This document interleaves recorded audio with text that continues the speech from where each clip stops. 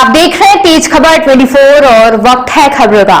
रीवा जिले के सेमरिया विधानसभा सीट में नवनिर्वाचित कांग्रेस विधायक अभय मिश्रा अपने विधानसभा क्षेत्र में जन आभार यात्रा की शुरुआत की है। फिर माने बकरी पाल देता है, इंसान को भी पाल देता है। बहुत गरीब आदमी है वो भी जी लेता है।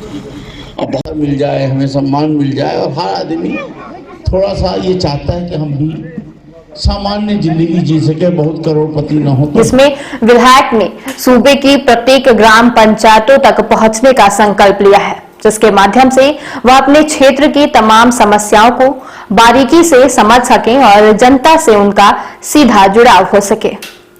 कांग्रेस विधायक अभय मिश्रा का मानना है कि क्षेत्र की जनता ने जिस प्रकार से उन्हें भारी समर्थन दिया है, उससे अब उनकी पहली प्राथमिकता है कि वह सेमरिया की दशा और दिशा को बदलने का कार्य करे। कांग्रेस विधायक ने कहा कि पिछले 5 वर्षों में सेमरिया विधानसभा अपराध का गढ़ बन गई, जिससे जनता परेशान है। वहीं कांग्रेस विधायक ने बीजेपी सरकार पर भी कई वार किए हैं। जितने बार ये जनता से मिलना और आभार यात्रा, ये आभार यात्रा नहीं है, ये सेवा यात्रा है। इसको गलत बोल रहे हैं आभार यात्रा, ये सेवा यात्रा है। हमें आज जनता ने, ईश्वर ने 5 साल के इस क्षेत्र का जनप्रतिनिधि नियुक्त किया है, तो मेरा दायित्व क्या है मुझे पता है। मैं अनुभवी हूँ, पहले भी रह चुका हूँ। तो जब तक मुझे मेरा प्रश्न मालूम नहीं होगा, मैं उसका उत्तर क्या तैयार करूंगा।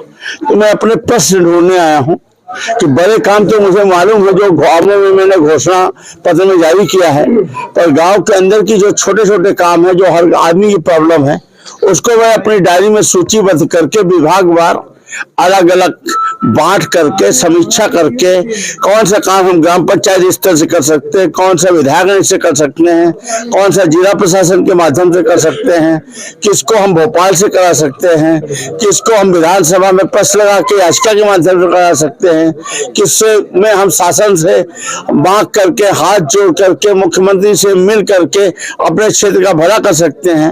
इन सब कामों को विभाजित करके अलग अलग बांट करके शुरू किए 2 महीने में हमको अपनी लिस्टिंग तैयार कर लेनी है, और ताकि मैं साल बाई साल हर साल का एक टारगेट बना करके 5 वर्षों में अपने क्षेत्र को ऐसा कुछ कर सकूं कि जो लोगों ने हमसे उम्मीद पाली थी उसमें मैं 100% खरा उतर सकूं।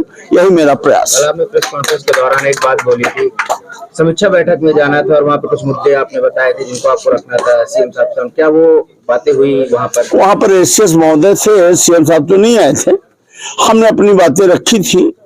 हमने पूरा रेस्ट हाउस में पुलिस चौकी की मांग की थी, कुछ गायों के संबंध में भी मैंने बात की थी, नशे के बारे में भी मैंने बात की थी, लेकिन मुझे वो प्लेटफॉर्म में कोई सक्षम व्यक्ति ऐसा नहीं दिखा जो वहां पर परिणाम के लिए तुरंत हाँ कर सके।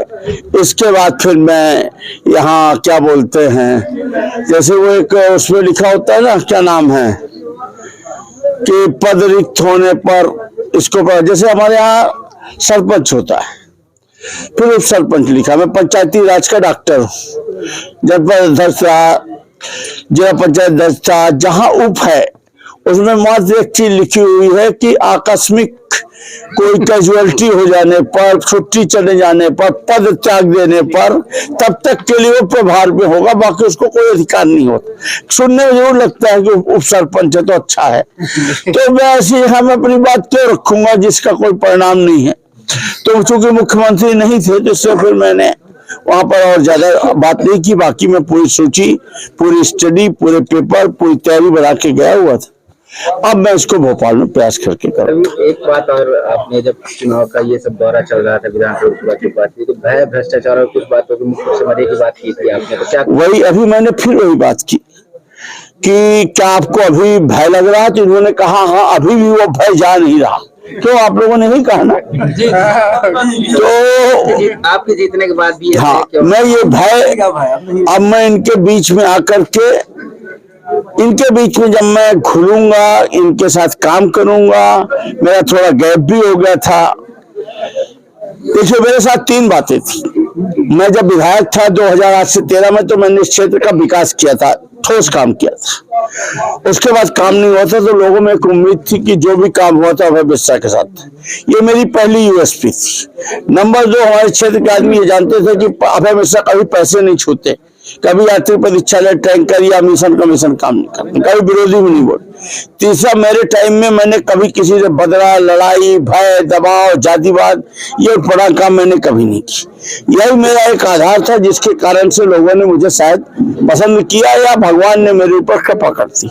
ऐसा मानिए 730 की वोट से जीत को मैं भगवान की कृपा ही मानता हूँ और मैं ईश्वर से डरता भी हूँ। मैं चाहता हूँ कि मैं कोई ऐसा काम ना करूँ कि ईश्वर हमसे लूटे। तो इस कारण से इन्होंने हमें अपना प्रतिनिधि चुना और ईश्वर ने हमें इस 5 वर्ष के लिए इनका विधायक बना दिया। तो मैं कोशिश कर रहा हूं कि मैं इनकी उम्मीदों में खरा उतरूं।